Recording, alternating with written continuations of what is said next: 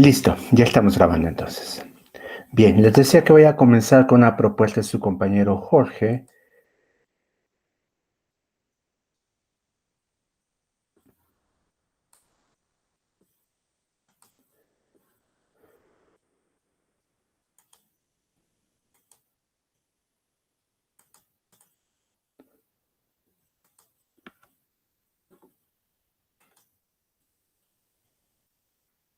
Ahí está, creo que se ve bien, ¿no? Bien. Diseña una máquina de Turing que acepte el conjunto alfa tal en el alfabeto ABC tal que tiene el mismo número de A's, B's y C's. Y entonces lo que hace su compañero, pues es, me imagino que algo parecido a lo que hace Cousin con el ejemplo de A a la N, B a la N, C a la N. Básicamente una máquina que va a contar A, B y Cs, pero aquí el punto es que no necesitamos hacerlo en orden, entonces realmente necesitamos tener un control menor del tipo de cosas que nos vamos a encontrar, ¿no? Eh, entonces, a ver, su compañero lo que hace es que si encuentra una A, la deja. Ah, bueno, primero en el estado inicial, lo que hace es irse hasta el final y marcar el final de la cadena. Entonces, después lo que haces en este estado es escribir en blanco, pasarse al estado Q3, que me imagino que lo que hace es buscar una B, borrarla, efectivamente, y pasar a Q6, que lo que hace es buscar una C y borrarla, perfecto. Y después tenemos y pasa a Q9, y Q9 lo que hace es el regresarse al principio, y pasar a la búsqueda de una A, me imagino, ¿no? Sí. Bien. Cuando se encuentra esto pasa a Q2, y Q2 lo que hace es, en dirección opuesta, va buscando una A, la borra, después una B, Bien. Ya veo lo que está haciendo, el Q2 borra la A y se pasa a Q3 y entonces empieza a buscar una B. Bien, pues sí, la idea esencial está bien. Digo, tendremos que revisar los movimientos para ver si son en la dirección correcta, si no, pues se queda ahí en un ciclo sin alcanzar nunca entrar el carácter de inicio y final. Pero yo creo que no, se ve bien al principio. ¿Algo que quieras aclararnos sobre tu propuesta, Jorge? No, todo está bien. Bien, perfecto. Entonces, bueno, aquí hay una solución. Como se pueden dar cuenta, pues una máquina de Turing en realidad no es un mecanismo muy sofisticado. Lo que tienen que hacer ustedes es desmenuzar una tarea en las subtareas más elementales. Y una vez hecho eso, pues es simplemente estas tareas que son un poco tediosas de decir qué borrar, qué no borrar, hacia dónde moverse, que hay que verificar para que se cumplan. Pero la idea es que así funciona una máquina de Turing en general. ¿No hubo más propuestas de soluciones de ejercicios para esta clase? Aparte de Jorge, ¿alguien me mandó algo?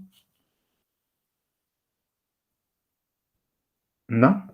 Bien. Entonces, regreso al tema en el que nos habíamos quedado. Voy a presentar esas láminas. Un momento, por favor.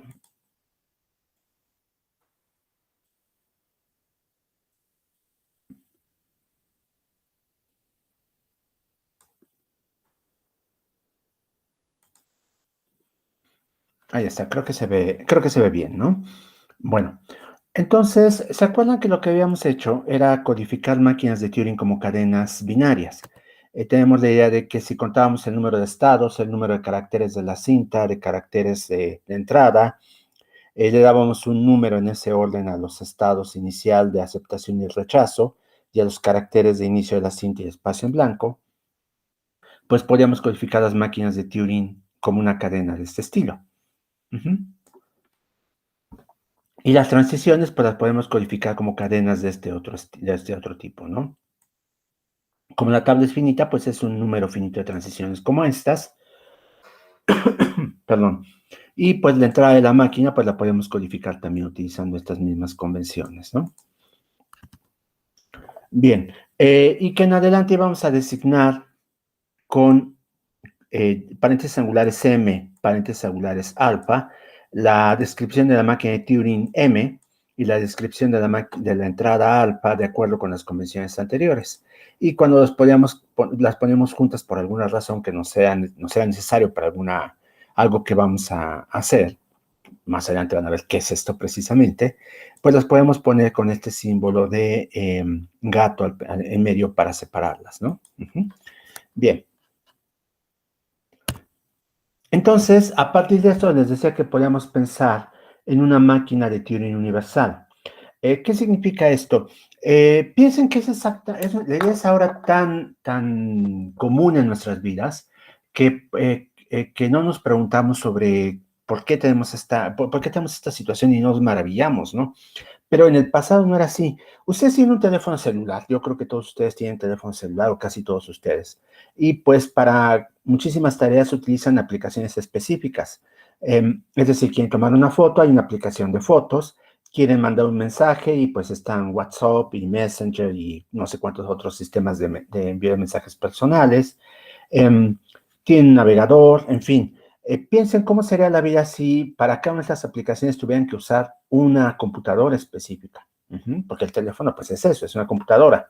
Que quieren mandar un mensaje, pues utilizan un aparato distinto. Que quieren hablar por teléfono, utilizan un aparato distinto. Y bueno, la vida era así en el pasado, ¿no? Teníamos un teléfono que servía para hacer llamadas, teníamos una cámara que servía para tomar fotos, teníamos pues otros métodos para mandar mensajes, telégrafo, cartas, etcétera. Y ahora todo lo hacemos con un solo aparato, ¿no? Que es el teléfono celular. Hay aplicaciones para todo, ¿no?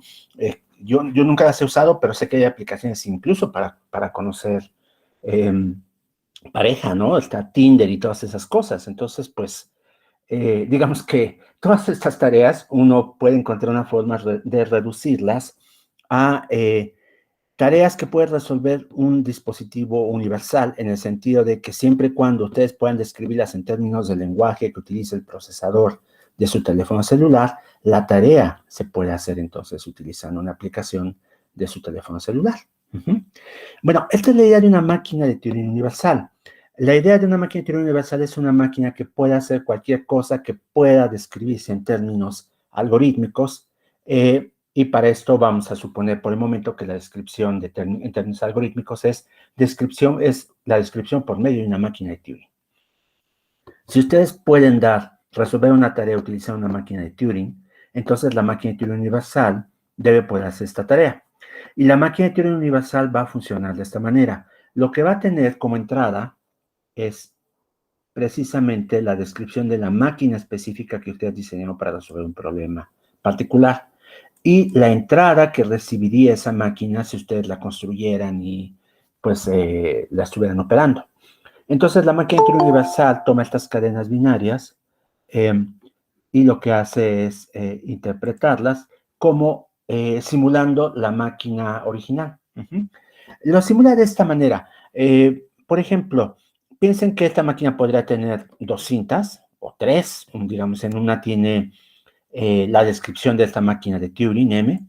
En la otra cinta tiene la entrada, también codificada en binario con las convenciones que vimos. Y la tercera cinta la utiliza para trabajar, ¿no? Entonces puede empezar copiando ahí la entrada, en binario. Y después lo que hace es ir a la cinta donde está la descripción de la máquina, identifica cuál es el estado inicial, y ya que tiene identificado el estado inicial, en la entrada identifica cuál es el primer carácter de la cadena que está procesando. Entonces busca, acuérdense que pues están codificadas las instrucciones de esta manera, busca la instrucción que como primera parte tiene codificado el estado inicial y el carácter que se acaba de encontrar. Y una vez que encuentra eso, lo que hace es pues ver qué tiene que escribir en lugar del carácter inicial y en qué dirección tiene que moverse. Y a qué estado pasa, por supuesto, esas 3 cosas. Ya que las identificó, va a la tercera cinta donde tiene guardada A codificada y reescribe en donde estaba el carácter original, el nuevo carácter. Para esto probablemente tiene que mover la entrada a la izquierda o a la derecha, dependiendo si el nuevo carácter tiene más o menos ceros que el carácter original. Pero bueno, esa es una cuestión que por medio de una serie de estados que tiene ahí ya puede hacerlo, ¿no? El punto es que reescribe y actualiza la posición. La posición podría tenerla marcada ya sea con un carácter especial, lo que hemos visto que es, que ya ven que les ponen los acentos circunflejos, o bien podrá tener una cuarta cinta donde tiene marcada la posición que está leyendo en ese momento, ¿no? El número de carácter que está leyendo. Y repite esta operación simulando la original. Esto, pues, por supuesto que significa más operaciones que los que habría hecho la máquina original, pero significa un número polinomial de operaciones con respecto a la máquina original, no un número exponencial, lo cual a la gente que hace complejidad computacional la tranquiliza porque mantiene la solución del problema dentro de la misma clase de complejidad. Eso es lo que hace su teléfono realmente. Ustedes el que hace la aplicación utiliza algún lenguaje, no sé, que estén escribiendo, que esté escribiendo la gente actualmente. Supongo que mucha gente programa en Python. Hace su aplicación en Python utilizando alguna biblioteca que le permite generar menús y cosas que pues son convenientes para alguien que utilice el celular, ¿no? Que es la principal interfaz es pues la pantalla, ¿no? Entonces ya genera la aplicación en este lenguaje, se compila y se convierte al lenguaje de máquina del procesador que tiene el teléfono en particular. Piensen que el lenguaje de máquina equivaldría a esta convención binaria que acabamos de adoptar nosotros y pues las instrucciones de ese procesador son las instrucciones que tiene nuestra máquina de Turing universal. Entonces esto pues es lo que hacen los que diseñan aplicaciones todo el tiempo, es lo que nosotros utilizamos en la vida cotidiana para hacer muchas de las tareas que necesitamos hacer, pero es algo que se le ocurrió por primera vez a Alan Turing en 1936. Eso es lo sorprendente. La solución de Church al problema de la decisión de Hilbert sigue líneas totalmente distintas. Ahí no hay necesidad de tener un mecanismo universal o no en la misma manera que tenemos la máquina de Turing universal. Entonces, en el momento que se publicaron ambas soluciones, la de Church-Turing, la de Turing tuvo una aceptación inmediata porque conceptualmente es muy clara. Ajá, nos está dando esta idea de que estamos denunciando una tarea en instrucciones básicas, nos queda claro, nos quedan claras cuáles son estas instrucciones, a diferencia del cálculo lambda de Church. Y la otra cosa es que además introduce el concepto de máquina universal. Entonces, pues tuvo éxito inmediato para formalizar estas nociones. Y en el fondo, pues es el fundamento teórico de las computadoras que utilizamos actualmente. Entonces, vamos a abreviar esta máquina de Turing universal como UTM. En realidad puede haber muchas, por supuesto. Aquí describí en rasgos generales una que se basa en el alfabeto binario. Ustedes pueden escribir una en el alfabeto que quieran, pueden utilizar el alfabeto binario con convenciones distintas, en fin. El punto es que puede haber más de una máquina de Turing universal y nosotros vamos a utilizar esta máquina de Turing universal para demostrar algunos resultados generales sobre qué cosas se pueden hacer con máquinas de Turing y qué cosas no se pueden hacer con máquinas de Turing. Entonces, las modificaciones que voy a presentar de la máquina de Turing universal me van a permitir afirmar ciertas cosas sobre lo que es posible o no hacer con la máquina de Turing. Por ejemplo, podríamos tomar la máquina de Turing universal y y adaptarla de tal manera que simule una máquina M específica, que entonces vamos a tener que pensar que puede estar ya construida como parte de su conjunto de instrucciones. Y esa máquina específica pues va a explorar una entrada arbitraria y va a aceptar esta combinación de la máquina con entrada si la máquina M acepta alfa. Entonces está simulando el lenguaje, de hecho se vuelve una máquina que acepta el lenguaje que acepta la máquina M, ¿se dan cuenta? Porque nos dice que sí cuando la máquina dice que sí. También podremos hacer que simule M y si M acepta, nosotros rechazamos. Y entonces es una máquina que, en caso de que M fuera una máquina total, aceptaría el complemento del lenguaje aceptado por M. Bien. Entonces, con base en esto, vamos a pensar en definir algunos conjuntos. Y estos conjuntos, esto va a sonar un poco complicado porque vamos a utilizar un truco que es obra de Gödel, que Turing retomó, para que podamos referirnos a problemas que no son problemas de lenguaje, sino problemas sobre máquinas de Turing, como si fueran problemas de lenguajes. ¿Qué quiere decir con esto? Si yo les pregunto, ¿esta máquina de Turing se detiene con esta entrada? No les estoy preguntando si una cadena pertenece a un lenguaje dado o no. Bien, lo que vamos a hacer es utilizar la máquina de Turing universal y utilizar la convención que vimos antes para convertirlo ahora en un problema sobre si una cadena pertenece a un lenguaje específico. En particular voy a presentarles dos conjuntos, pero van a ser los dos de muchos más que voy a presentar adelante, que se van a llamar el conjunto HP y el conjunto MP. HP es por halting problem, que el problema de detención, y MP es por membership problem, el problema de la pertenencia. Entonces, HP es un lenguaje y al mismo tiempo es una propiedad. Vean, el truco está en lo siguiente. HP está formado por todas las cadenas que codifican máquinas de Turing y entradas para esas máquinas de Turing, tales que la máquina de Turing se detiene con entrada alfa. Eso quiere decir que la puede aceptar o la puede rechazar, pero siempre se detiene diciendo sí o no. Entonces, las cadenas que codifican máquinas de Turing y entradas, con las cuales se destinan esas mismas máquinas de Turing, forman el lenguaje HP. Y entonces HP no nada más es una colección de cadenas, es una colección de cadenas que nos dicen algo sobre la conducta de máquinas de Turing. Ese es el punto. Entonces pasamos una propiedad, los lógicos le llaman esto algo que, una metapropiedad a una propiedad del lenguaje. Bien, MP es muy parecido.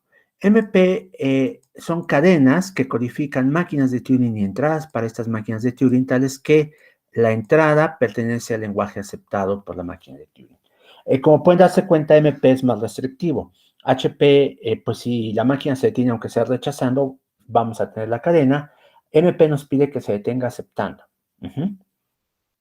Entonces, el primer conjunto, pues nos describe lo que se conoce como el problema de detención, les había dicho, halting problem, y el segundo, el problema de la pertenencia, membership problem, por eso sus nombres, MP y HP.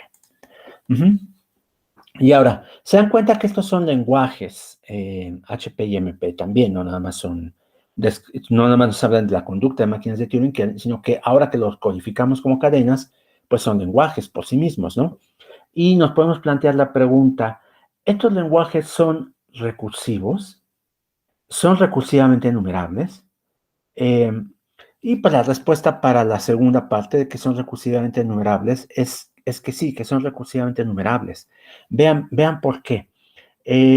Podemos tomar la máquina de Turing universal y decirle, mira, te vamos a dar como entrada la cadena M seguido de alfa. Y lo que vas a hacer es simular M con alfa. Al término de la simulación, si esta simulación termina, por supuesto, nos vas a, pues si la máquina se detuvo aceptando o rechazando, nos vas a decir, sí, acepto. Entonces, una máquina universal adaptada de tal manera que acepta la cadena que codifica M con alfa, cuando M se detiene con entrada alfa, entonces esta máquina de Turing está aceptando HP, ¿se dan cuenta? Por lo tanto, hay una máquina de Turing cuyo lenguaje aceptado es HP. Bien. Ahora, para el programa de la pertenencia, pues hacemos algo similar. Tomamos la máquina de Turing universal, hacemos que simule M con alfa, pero que acepte solo cuando M acepte alfa. Y entonces esta máquina de Turing nuevamente es una máquina que acepta MP, y por lo tanto MP es recursivamente enumerable, igual que HP. Entonces, bueno, pues esa es una pregunta que no necesita muchas complicaciones, simplemente es la máquina de Turing universal con leves adaptaciones para que acepte HP o MP. Pero ahora podemos plantearle una pregunta más fuerte. Yo aquí en la lámina le estoy planteando primero, por supuesto, pero en realidad la podría haber planteado después. La pregunta es, ¿HP es recursivo? A ver, ¿qué estoy diciendo con esto? Recuerden que en la clase pasada vimos que un lenguaje es recursivo si existe una máquina de Turing total que lo acepta. Recuerden que una máquina de Turing total es una máquina que siempre se detiene. Para cualquier entrada me va a decir sí o no. No se queda en ciclo infinito, nunca. Entonces, si yo tuviera una máquina de Turing total que aceptara HP, entonces HP sería recursivo. Y pues por supuesto, si tuviera otra máquina de Turing total que aceptara MP, MP sería recursivo. Por el momento sé que HP y MP son recursivamente enumerables porque hay máquinas de Turing que los aceptan. Pero mi pregunta es, ¿puedo ir más lejos? ¿Puedo construir una máquina de Turing total que acepte HP y otra máquina de Turing total que acepte MP. Para los que estudian este tema antes, pues ya saben la respuesta. Es el resultado casi principal del artículo de Turing del que les he hablado, en el que demostró que el problema de la decisión de Hilbert no se puede resolver. Y no se puede resolver porque lo hizo que fuera equivalente a HP. Eso quiere decir, les adelanto, que HP no es recursivo, por supuesto, ¿no? Es decir, si ustedes me dicen, te doy una máquina de Turing, te doy una entrada, contéstame si esta máquina de Turing se va a tener con esa entrada, y yo les digo, pues no siempre te lo voy a poder contestar, no hay una máquina de Turing total que te diga sí o no, en todos los casos. Puedo construirte una máquina de Turing que te va a decir sí cuando se detiene, pero que cuando no se detiene, pues simplemente se va a quedar callada, va a seguir trabajando para siempre. Porque se dan cuenta que lo que hace la máquina de Turing universal simplemente es simular a M. Entonces, si está simulando a M y M nunca se detiene, la simulación tampoco se detiene. Entonces, la máquina de Turing universal no es la solución para esto, no sería la máquina total que aceptaría HP. Pero no diría, bueno, eso es porque pues es muy limitado, ¿no? Quieres trabajar con la máquina de Turing universal, no es la opción correcta. Búscate otra opción. Y por supuesto que yo puedo intentar buscar esa opción, pero el punto es que esa opción no existe, y eso es lo que vamos a demostrar a continuación, que no puede existir una máquina de Turing total que acepte, cuyo lenguaje aceptado sea HP. Y la demostración pues la voy a hacer utilizando un método que se debe a Cantor. Él lo utilizó para otra cosa, pero es el mismo método esencialmente. Por cierto, si ustedes aceptan algo que vamos a ver más adelante, que se llama la tesis de Charles Turing, que es la idea de que todo lo que se puede resolver utilizando un algoritmo, se puede resolver utilizando una máquina de Turing, que las máquinas de Turing son coextensivas con la idea de algoritmos. Entonces, aceptando eso, resulta que no hay un algoritmo que nos diga si una máquina de Turing se detiene o no se detiene con entrada. Bien, bueno, antes de hacer esa presentación, quisiera que vieran que HP, a pesar de que sea una construcción artificial, la idea del lenguaje que contiene las cadenas que codifican máquinas de Turing que se detienen con su entrada, antes de que me digan, eso es una construcción totalmente artificial, déjenme decirles que solo en parte tienen razón. A diferencia de lo que hizo Gödel, por ejemplo, en su teorema, que es un teorema genial, pero que hizo una construcción artificial que uno dice, los matemáticos realmente se hacen esas preguntas. No es una construcción que solo una mente retorcida como la de Gödel, que pues efectivamente una mente bastante retorcida, se le puede ocurrir algo así. En cambio, HP, pues a lo mejor está en la misma clase, ¿no? De ideas para mentes retorcidas, ¿no? Y la respuesta es no. HP nos plantea un problema práctico. Piénsenlo como una especie con esta parábola, perdón, no se me ocurre otra palabra mejor para definirla. Imagínense ustedes que administran una de las supercomputadoras de la UNAM. De estas que la UNAM compró pues a precio carísimo, que durante muchos años se discutió si la UNAM debería invertir o no dinero en comprar ese tipo de equipo de cómputo, porque pues realmente lo ocupa muy poca gente. Lo ocupa gente que pues trabaja en bioquímica, está buscando cómo predecir la estructura tridimensional de proteínas, o gente que necesita analizar grandes datos de estrellas, en fin. No parece que lo ocupe pues el grueso de la comunidad universitaria, ¿no? Y ustedes dicen, bueno, pues ese no es mi asunto. A mí me contrató la UNAM para administrar esta computadora, y lo que tengo que hacer, pues, es recibir los proyectos de los investigadores que quieren, pues, resolver estos problemas de proteínas o estos problemas de análisis de nebulosas para, pues, obtener algún resultado. Entonces yo veo su proyecto, veo si tiene mérito, si vale la pena que lo ejecute en una supercomputadora que pues cuesta miles de pesos de operación al día, y pues no voy a permitir que alguien la use simplemente pues para jugar Tetris, ¿no? Así de simple. Entonces ustedes están viendo los proyectos que presenta la gente, y alguien llega y les dice, mira, ¿sabes qué? Desarrollé este medicamento que lo que puede hacer es bloquear la proteína Spike en el coronavirus. Y ustedes dicen, uy, qué interesante. Qué interesante, realmente eso es algo que necesitaríamos ahora. Muy buena idea. Puedes usar la supercomputadora para esto, pero bueno, dime, ¿cuánto tiempo te voy a asignar para que la uses? ¿En cuánto tiempo vas a resolver el problema? Y la persona les contesta, pues mira, la verdad no lo sé, porque pues mi programa, si se detiene, pues lo que va a hacer es decirme si esta proteína efectivamente bloquea la proteína spike del coronavirus, pero no sé si se detenga, a lo mejor no se detiene.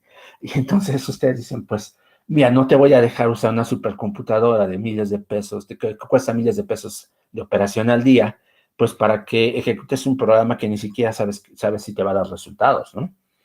Sería importante que antes me pudieras decir si te va a detener, al menos si se va a detener. No, sería ideal que me dijeras en cuánto tiempo, pero si me puedes decir que al menos vas a obtener un resultado, pues yo te permitiría hacerlo. Hay preguntas fundamentales como el sentido de la vida, que pues una computadora está tratando de resolver en otra parte del universo y que yo sé que algún día se va a detener con la respuesta 42, ¿no? Entonces, pues esperaría que algo así pasara con tu programa para simular la acción de tu medicamento con la proteína Spike. Eh, y si la persona dice, pues no, no sé decirte, ustedes lo que van a hacer es no permitirle que ejecute su programa. Van a ocupar la computadora para otra cosa. A lo mejor se suman a la simulación, a la pregunta sobre el sentido de la vida, ¿no? Eh, en fin, alguna otra cosa más útil que eso, ¿no? Bueno, pues HP, entonces, si se dan cuenta, es ese mismo problema. O sea, si yo te voy a dejar usar la computadora, si me puedes decir primero si la computadora se va a detener con tu problema. Si no, ¿para qué te dejo usarla? Entonces, es una pregunta práctica. Ujú. Y no nada más es una pregunta teórica, entonces es una pregunta importante. Eh, por lo tanto, tiene aplicación en muchas otras cosas. Los que, por ejemplo, si ustedes han trabajado con compiladores, saben que el proceso de optimización de un compilador, pues entre otras cosas, detecta código que nunca se ejecuta.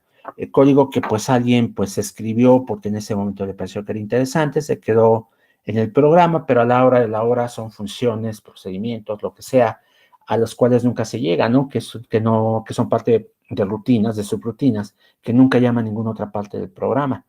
Es posible optimizar el código de manera que cualquier cosa que no se ejecute no pasa al código objeto final. Eso será bueno, pueden aligerar su programa si eliminan cosas que no se van a usar, ¿no? Y resulta que no se puede, que los optimizadores, que son parte de cualquier compilador que se respete, solo detectan un subconjunto de casos de código que no se ejecuta. Pero saber si una parte del código se va a ejecutar en general es un problema equivalente a HP. Ujú. ¿Por qué? Porque lo que necesitan saber es si el programa se va a detener antes de llegar a cierto punto de su código o no. Y eso, pues, obviamente, entonces es preguntarse sobre si una máquina de Turing se detiene con cierta entrada. Ujú. Entonces, es un problema práctico importante. Bueno, voy entonces a pasar a la demostración de por qué HP no es recursivo. Eh, Primero, observen lo siguiente. Nosotros tenemos nuestras máquinas de Turing como cadenas binarias. Es la codificación que presenté para la máquina de Turing universal, porque pues es una codificación bastante práctica. Entonces, si yo codifico así las máquinas de Turing, pues lo que tengo es que son cadenas y las puedo ordenar utilizando el orden lexicográfico para las cadenas. Es decir, primero va epsilon, después va 0, después va 1, después va 0, 1, después va, perdón, 0, 0, 0, 1, 1, 0, 1, 1, etcétera. Las puedo ordenar de esa manera las cadenas. Algunas de estas cadenas no corresponden a las convenciones que vimos para máquinas de Turing. Por ejemplo, la cadena epsilon no corresponde a ninguna convención que vimos, ¿no? Ahí no tiene ceros, no tiene unos. La cadena 0 tampoco corresponde a las convenciones. Yo podría decir lo siguiente, bueno, mira, todas esas descripciones fallidas de una máquina de Turing, porque no cumplen las convenciones, pues son fallidas, las puedes considerar como una máquina de Turing especial. Una máquina que trivialmente se detiene con cualquier entrada o que trivialmente no se detiene con ninguna entrada, como la quieras decir. Vamos a suponer que adoptamos la convención de que, pues, si no describe una máquina de Turing, pues en automático se detiene rechazando todo. Es una buena convención. Entonces, podamos pensar que yo construí una tabla, entonces, cuyos renglones son máquinas de Turing, o su codificación en binario, si quieren verlo así. Es decir, como las puedo ordenar lexicográficamente, pues tengo la máquina de Turing que corresponde a epsilon, la máquina de Turing que corresponde a 0, a la cadena 0, la máquina de Turing que corresponde a la cadena 1, la máquina de Turing que corresponde a la cadena 0, 0, etcétera, etcétera. Y esta tabla, aunque es infinita, pues es una tabla que se puede construir sin mayores problemas, ¿no? Siempre y cuando ustedes me digan, ¿sabes qué? Necesito la 3.432.228 y ustedes no la han construido, pues es posible construirla, ¿no? Nada más dame tiempo y te construyo, puedo generar esta cadena y puedo incluirla en la tabla. Por otro lado, pues dado que las cadenas de entrada para la máquina de Turing también son cadenas binarias, yo podría poner aquí en las columnas las entradas posibles para estas máquinas de Turing. Empiezo con epsilon, sigue 0, sigue 1, después 0, 0, 0, 1, 1, 0, 1, 1, etcétera, etcétera. También organizadas de manera lexicográfica. Y tengo una tabla, entonces, muy interesante, en la que yo podría escribir, por ejemplo, si la máquina correspondiente a epsilon se detiene con la entrada epsilon, entonces pongo una S. Si no se detiene con la entrada epsilon, pongo una N. Y entonces voy llenando mi tabla así, con S y N. Epsilon, como dijimos, como adopté la convención de que si no describí una máquina de Turing de acuerdo con las convenciones que vimos, era trivial, una máquina de Turing trivial que se detenía rechazando todas las entradas. Entonces, pues tengo aquí C, S, S, S, etcétera, ¿no? Pero aquí voy construyendo unas que pues sí tienen no y sí, dependiendo del caso, si yo puedo obtener esta información. Se dan cuenta que, pues si la máquina se detiene, pues yo tengo suficiente paciencia y tiempo, y si tengo paciencia suficiente para preguntarme cuál es el sentido de la vida, pues tengo paciencia también para hacer esto. Y puedo ir llenándolas, pero solo en los casos sí, porque sabemos que HP es un lenguaje recursivo.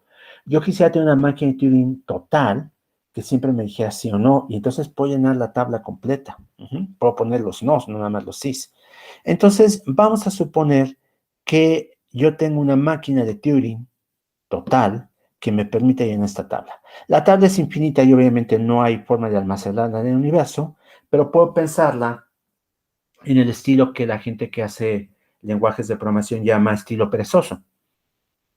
Es decir, tú tienes un procedimiento que te puede calcular el valor para cierta entrada de tu tabla, y cuando necesitas ese valor, pues te detienes a calcularlo. Si no, pues nada más te basta con saber qué se puede hacer. Y saber qué se puede hacer es, pues, utilizar tu máquina de Turing total, cuyo lenguaje aceptable es HP, suponiendo que existiera. Entonces, la demostración que vamos a ver es una demostración por contradicción, y se parece, les decía, a la demostración de Cantor, de que hay más números reales que números naturales.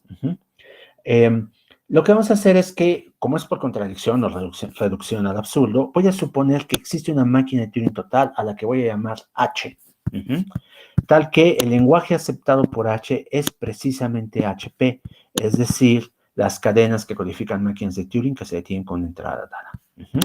Entonces, ahí está. Supongo que existe esta máquina de Turing total H. Y entonces, pues con H yo puedo construir la tabla que presenté anteriormente, ¿no?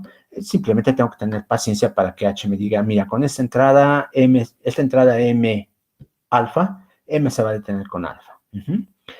O no se va a detener. Y entonces yo voy llenando mi tabla. Ahora, observen que H tiene que ser una máquina de Turing, y por lo tanto H pues puede codificarse por medio de una cadena binaria, y por lo tanto hay un renglón de la tabla que describe H. Así que corresponde a H porque es una cadena binaria. Entonces ahí está en la tabla. Bien, entonces yo tengo H y ahora voy a considerar la siguiente máquina de Turing, la que voy a llamar H barra. H barra lo que hace es lo siguiente. Toma una entrada y básicamente simula H. Y si H rechaza esta cadena, es decir, H me está diciendo M no se habría detenido con alfa, entonces en ese caso H barra acepta. Y si resulta que H acepta, H barra lo que hace es entrar en un ciclo trivial y nunca se detiene. Ven, se dan cuenta que ustedes pueden decirme, oye, pero esa H barra es un ser mitológico, ¿cómo la construyes? Y yo les digo, pues mira, si tú aceptas la existencia del otro ser mitológico que es H, H barra es muy fácil de construir. Lo que haces es convertir el estado de aceptación, de rechazo en aceptación, perdón, y convertir el estado de aceptación en un ciclo trivial. Simplemente manipula las instrucciones. Si ya cuentas con H, H barra es trivial de construir. El mitológico realmente aquí es H.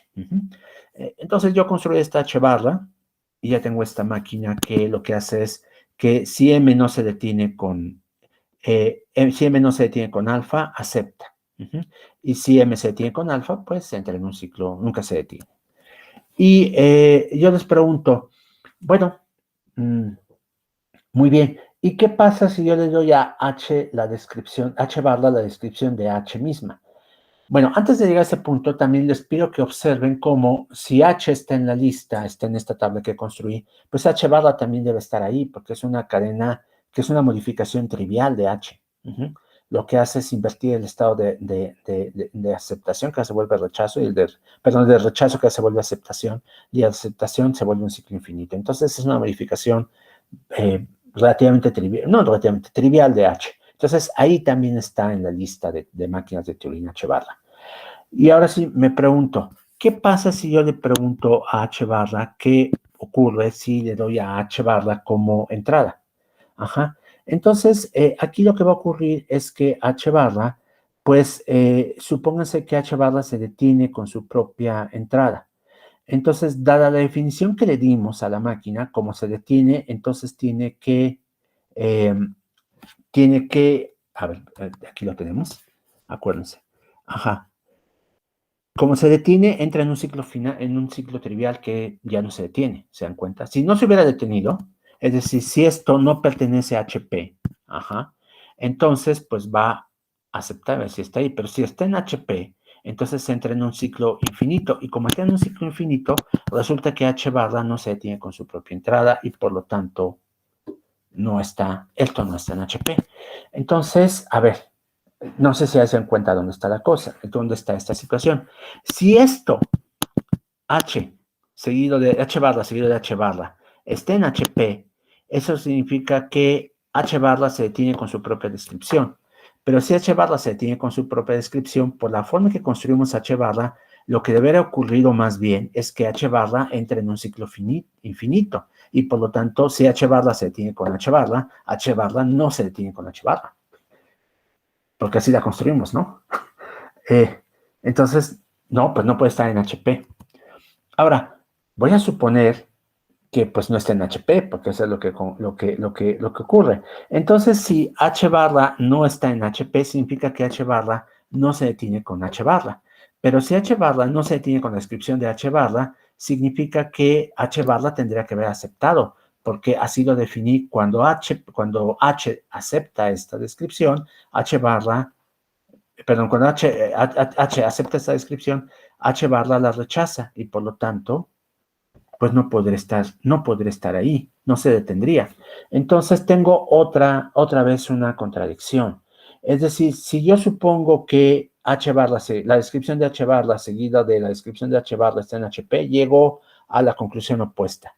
Y si parto de lo contrario, de que no está ahí, también llego a la conclusión opuesta, que sí está. Y por lo tanto, como las dos alternativas me dan una contradicción, esto es una paradoja.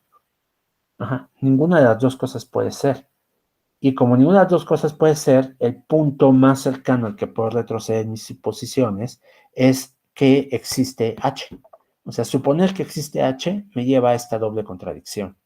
Y por lo tanto, H no puede existir.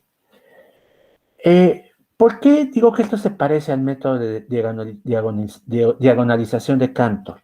Para los que lo estudiaron antes, y para los que no, lo que hizo Cantor fue suponer que los números reales se podían numerar, es decir, que la cantidad de números reales es la misma cantidad que los números naturales, y por lo tanto yo le puedo asignar un número natural a cada real.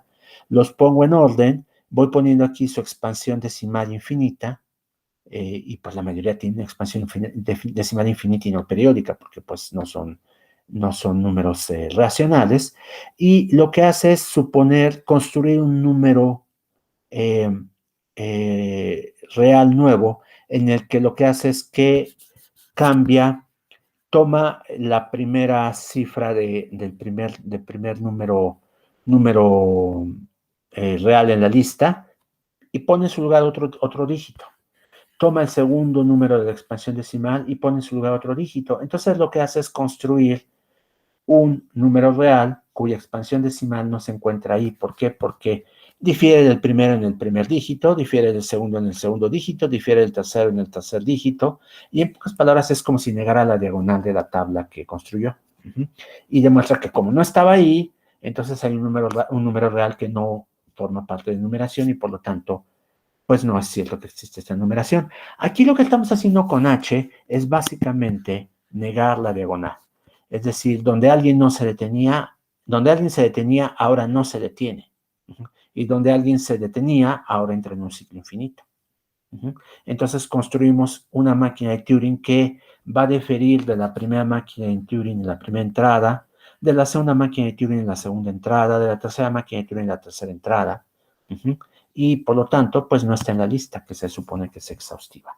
Entonces, es otra forma de verlo, de demostrar que H no puede existir porque H barra es la negación de la diagonal de la tabla anterior.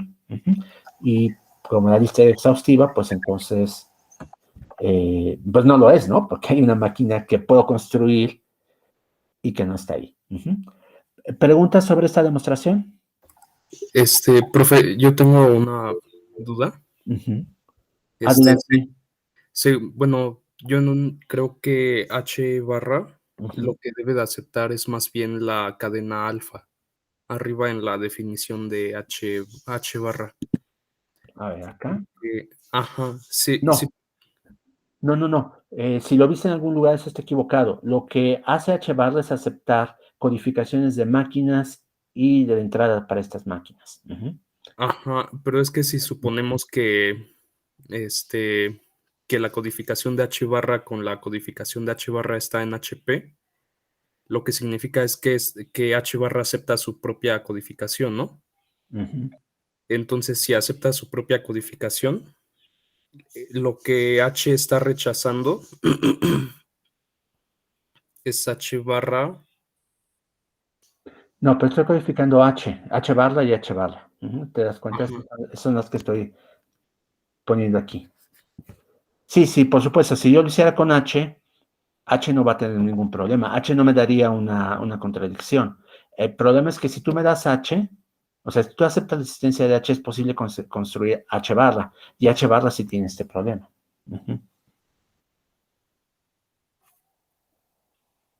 Ok. Sí, si quieres revisa eso, porque precisamente ese es el truco. Con H no vas a encontrar una contradicción, porque estás suponiendo que existe y la suposición en sí misma no parece llevarte nada contradictorio. El punto es, el problema es que si H existe, entonces puedes construir H barra, y H barra es la que te lleva a esa situación paradójica. Sí, si quieres, échale un ojo otra vez a la demostración, porque digo, tu duda puede ser legítima, y pues la puedo volver a considerar si quieres en la próxima clase o más tarde. Ok, sí. Bien, Ariel quería preguntar algo también. Sí, sí entendí, digamos, todo el procedimiento de la demostración. Nada más me quedó una duda, digamos, de lo que se parte, ¿no? O sea, H barra, digamos que es como el complemento de H, ¿sí? No exactamente. Te das cuenta que si yo simplemente hubiera invertido los estados de aceptación y rechazo, sí Ajá. podemos afirmar eso, pero no es así. Lo que hice es que en el caso de rechazo, acepto, y en el caso de aceptar, entro en un ciclo infinito.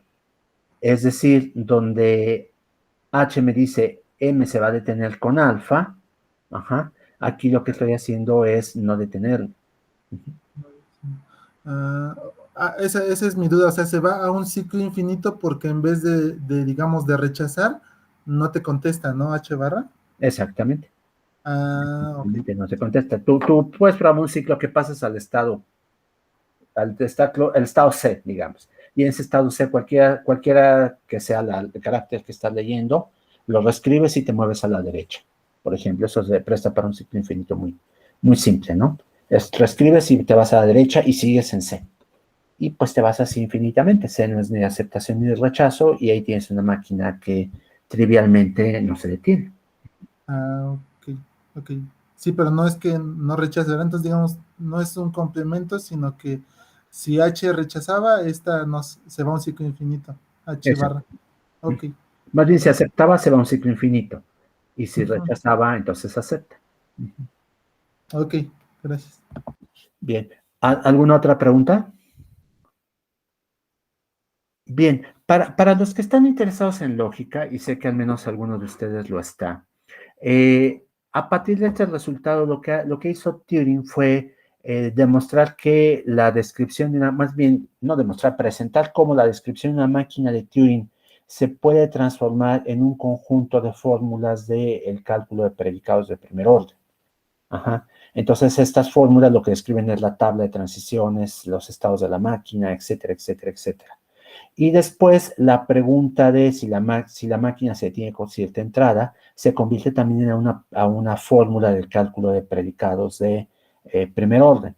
Y es claro que por la semántica de esto, la única forma de resolver la pregunta pues es viendo qué pasa con la tabla. Es decir, si es una consecuencia lógica la fórmula que afirma la detención de la máquina de la descripción de la máquina, entonces pues la máquina nos está diciendo que la máquina se va a detener. Y esta consecuencia lógica se convierte en una fórmula que es lógicamente válida, o debería ser lógicamente válida, y la pregunta entonces de si una fórmula de cálculo de predicados es lógicamente válida, es también la pregunta sobre si cierta máquina de Turing se detiene con una entrada.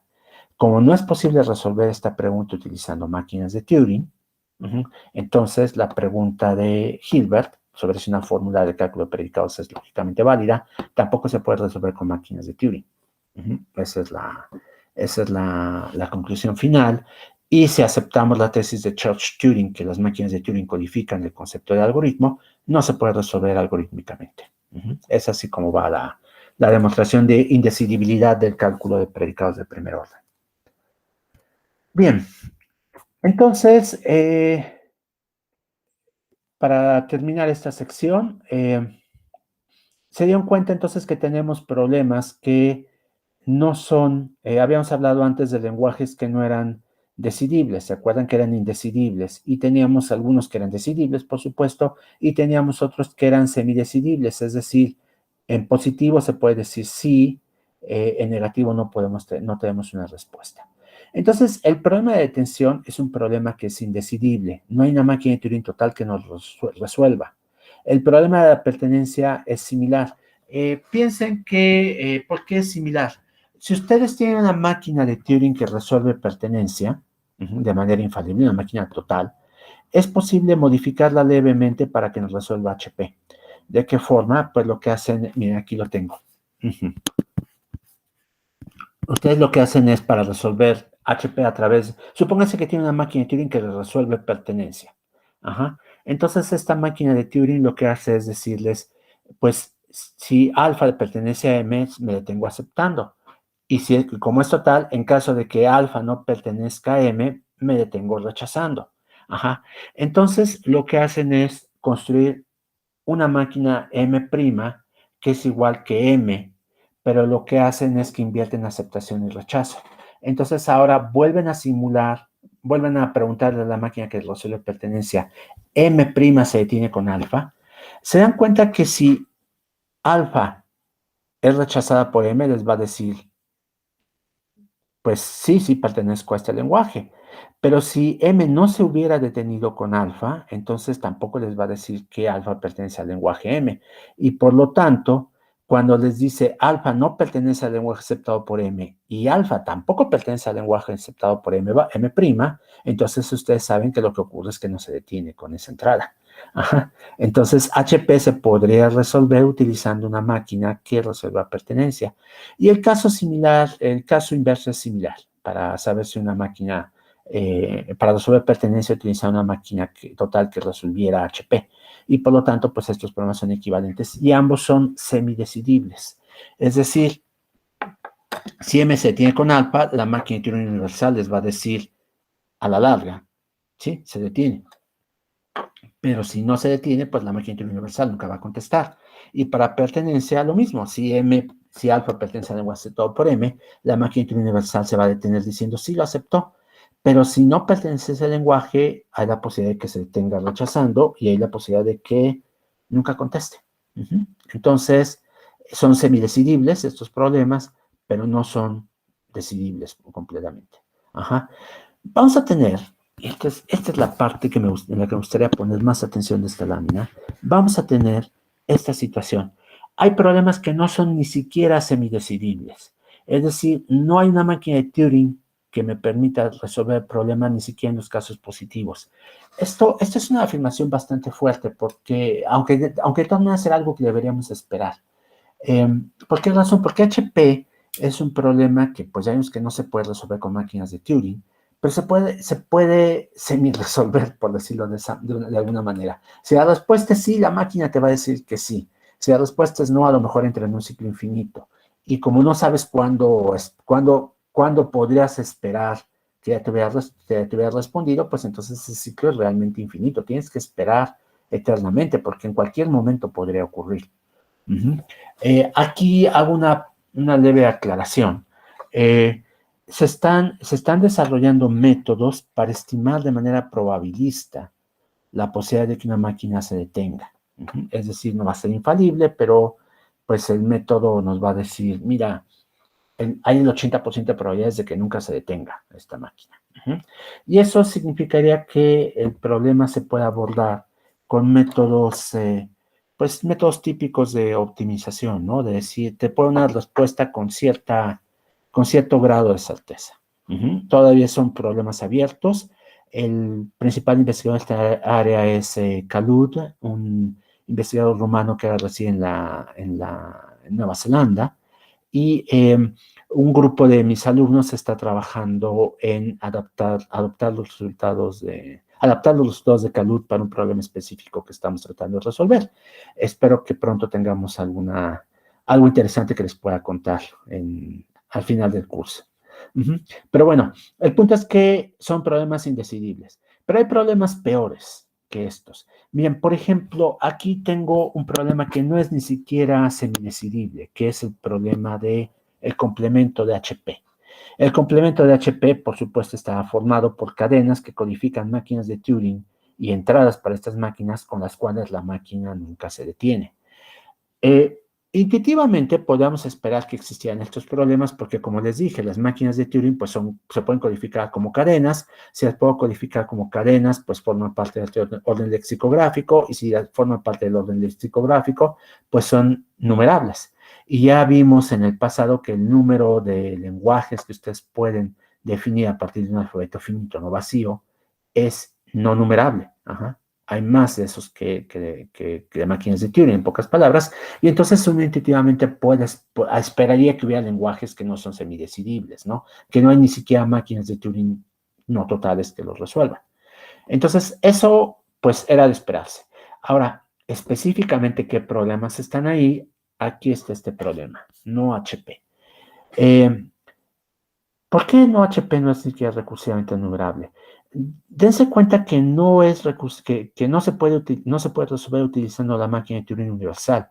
Para HP sí se puede resolver parcialmente porque ustedes ponen a la máquina de Turing universal a simular M con alfa y cuando M se detiene, pues me dice, si es que se detiene, me dicen se detuvo.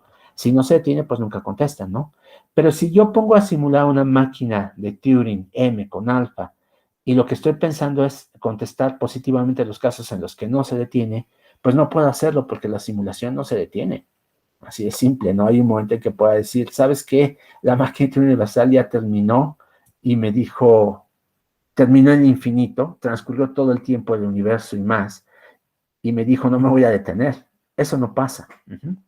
Entonces, eso nos lleva a sospechar que este problema no debería ser recursivamente enumerable. Más adelante voy a demostrar de manera formal que no es posible hacerlo, no nada más porque la máquina de Turing universal no puede simularla o no puede resolver este problema con simulaciones, es que no hay ningún otro mecanismo que pueda hacerlo.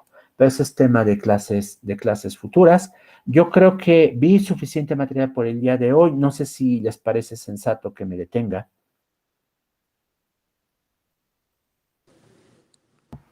Sí. Sí. Bien. Entonces, pues Una pregunta. Sí, adelante. ¿Dónde podemos leer más de todo esto que vimos la clase de hoy, que no sea el COSEN? O sea, como, bueno, en el COSEN y otras cosas, ¿qué otras cosas serían esas? Ajá. Bueno, en la bibliografía pongo el libro de Martin Davis, a ver, no me acuerdo exactamente cuál es el título. Ah, sí, ya me acordé de ese, sí. Entonces, ese es muy buen texto para estas cosas. Computability, Complexity and Languages. Fundamentals of Theoretical Computer Science. Si a alguien le interesa una presentación menos técnica, pero que habla de las implicaciones filosóficas, ingeniería, implicaciones teóricas de esto, Martin Davis tiene un libro que se llama The Universal Turing Machine. Déjenme ver si lo tengo aquí en mi librero un momento.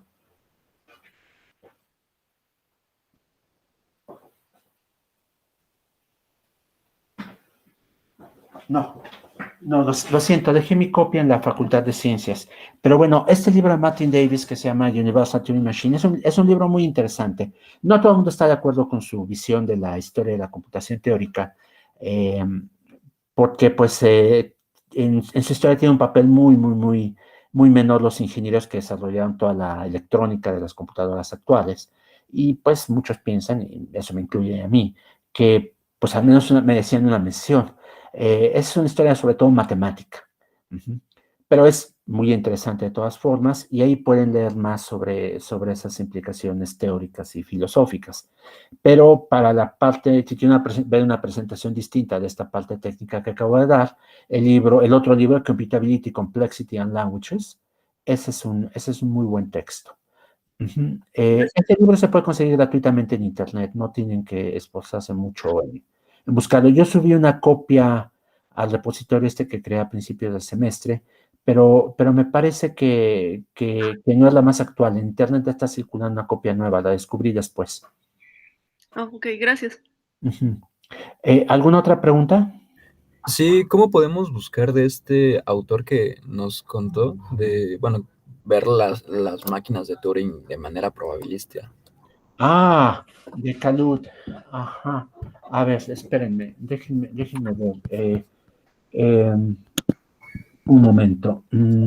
Yo tengo aquí creo que una copia de este artículo. A ver, nada más déjame confirmar que efectivamente tengo la copia.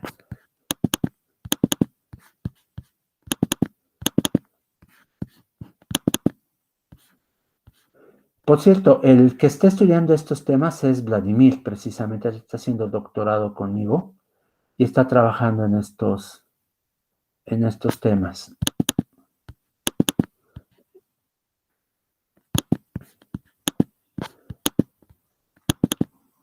A ver. Sí, es un libro que apareció en la revista Computability en 2000, es un artículo, en la revista Computability, el número 7. Escríbeme por correo electrónico y te mando el artículo. Y bueno, todo el que esté interesado en él le puede enviar este artículo. Se llama A Probabilistic Anytime Algorithm for the Halting Problem. Y es del 2018. Él ya tenía otros trabajos previos, pero en particular en lo que da es el esbozo de un método probabilista para calcular la probabilidad de tensión de un programa. Necesita una cantidad de cómputo impresionante para poderlo calcular, no cree que es una cosa simple, pero en lo que estamos trabajando nosotros es en la idea de que estos cálculos se pueden hacer de manera colaborativa y calculando resultados de programas triviales, programas pequeños, y se puede ir aproximando a esta probabilidad de manera progresiva. Entonces sería una empresa pues a muy largo plazo, con colaboración mundial. Es un poco como la búsqueda del número 42 de Hitchhiker's Guide to the Galaxy. Digamos que todo el proyecto está inspirado en esa parte de la novela de Douglas Adams. A los que no la hayan leído se la recomiendo mucho, es muy divertida. Y bueno, esa es la idea que estamos tratando de seguir nosotros, pero el resultado de Calud está en este artículo. Entonces, escríbeme y te lo mando, y cualquier interesado también le puedo mandar copia del artículo. Muchas gracias. Bien. ¿Alguna otra pregunta más o comentario más? Yo, profesor, pero ¿le puedo preguntar al final de la clase? Sí, claro, por supuesto. De manera personal, gracias. Perfecto. Y pues si no hay nadie más, entonces si quieren terminamos, nada más me quedaría con José Luis, digo, al menos que alguien más quiera preguntar o comentar algo. Yo tengo dudas solo sobre cuándo sería la réplica, no sé si establecimos una fecha o... No hemos quedado en una fecha, es cierto. ¿Saben qué? Vladimir creo que hoy no se pudo conectar, porque no lo veo en la lista. ¿O si estás ahí, Vladimir? Sí, aquí estoy.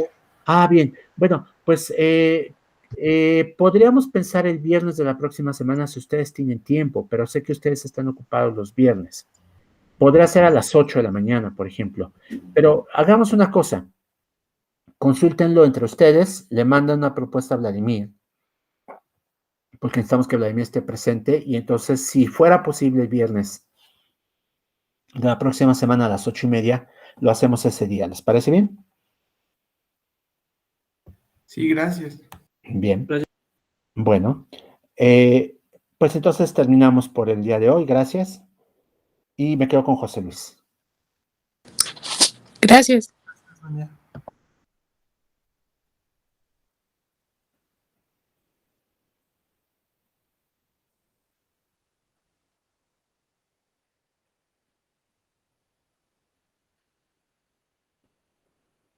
Adelante, José Luis. Sí, mi pregunta es, bueno, yo ya casi termino de resolver la tarea para este tema y me surgió una duda acerca de las máquinas totales y los lenguajes recursivos. Entonces, según yo, el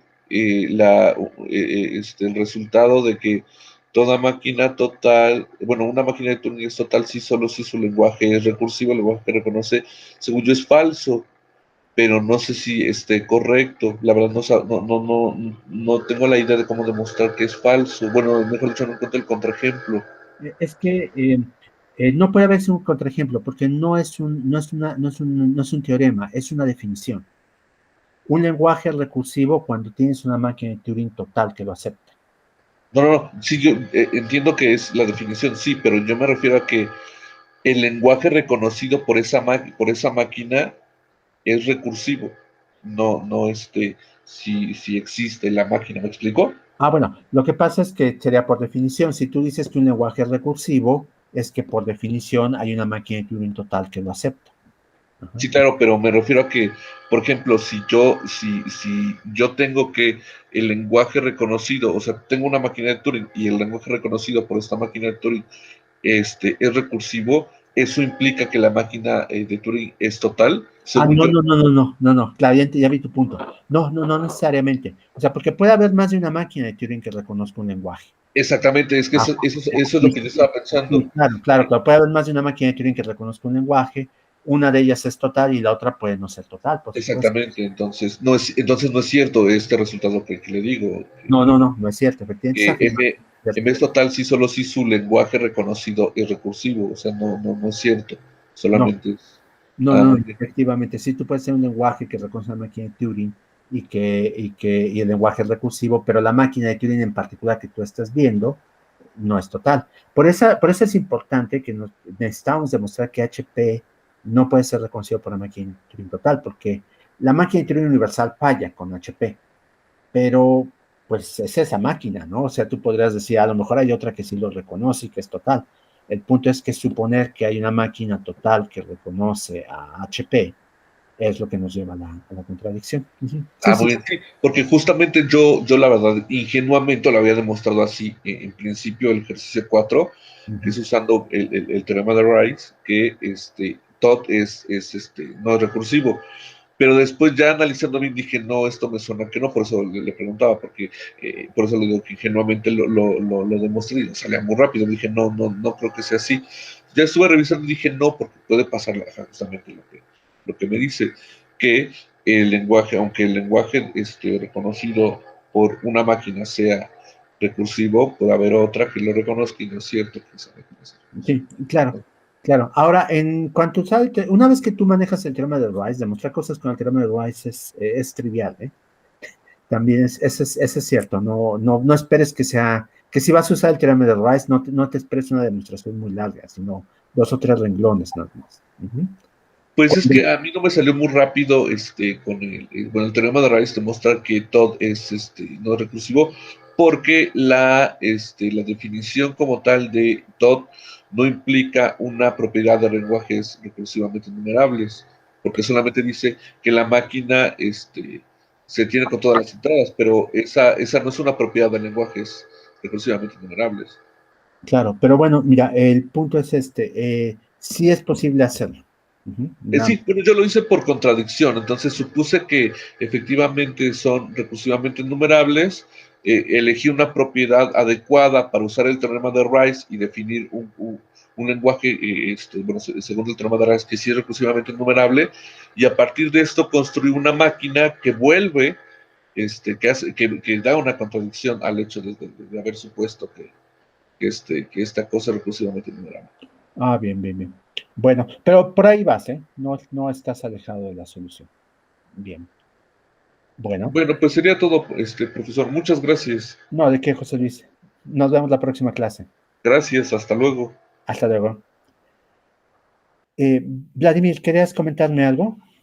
No, nada más es que intenté salir, pero me dijo que lo terminaría para todos, no sé por qué, como que piensa que yo soy el anfitrión. Ah, a lo mejor te conectaste antes que yo. Quién sabe, pero bueno, aprovechaba entonces para comentarle que en la tarea esta 2, el problema 6, que era hacer el autómata de pila, Claro. mucha gente no lo hizo, no sé si fue por el tiempo, alguien me comentó por ahí que no le alcanzó el tiempo, pero no sé si quedaban muchas dudas. Incluso yo había pensado que quizá lo había dejado como optativo. No, el autómata de pila se tendría que haber hecho, según yo, porque no es de los temas que suprimí, ¿no? Ajá. De hecho, presenté un autómata de pila a partir de una gramática de Greibach. La solución es muy fácil, además. O sea, si ya tienes la gramática en forma normal de Greibach, hacer el autómata de pila es trivial. Sí, pues muchos lo hicieron así, pero creo que no sé si lo vieron muy difícil y no les alcanzó el tiempo. A lo mejor es eso. A lo mejor es eso. Pues lo vamos a comentar en la réplica, ¿no? Ok, bueno. Bien, pues gracias, Vladimir. No, ¿de qué? Bien, entonces, pues tú tienes que terminar la llamada, ¿verdad? Porque eres el anfitrión. Sí, parece ser. No sé si la grabación también se va a quedar conmigo. Bueno, si la recibes, envíame la liga, ¿no? Por favor. Sí, ok. No. Bien. Gracias, hasta luego entonces. Nos vemos, hasta luego.